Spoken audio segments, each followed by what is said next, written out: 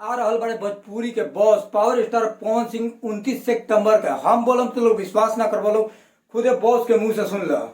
प्रणाम, मैं पवन सिंह बवाल मची 29 सितंबर को आ रहा हूं अंबेडकर नगर महोत्सव में आप सबके साथ सेलिब्रेट करने।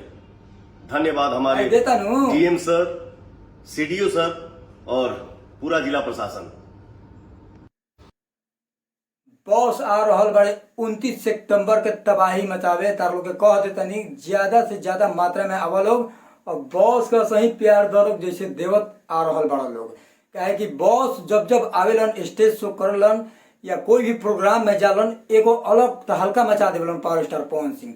तो आप लोग ज्यादा से ज्यादा मात्रा में आइए और पावर स्टार का और हाई लेवल तक पहुंचाइए और अपना क्या रहे कमेंट सेक्शन में बताइए और एक प्यारा सा कमेंट करके हमको बताइए जरूर।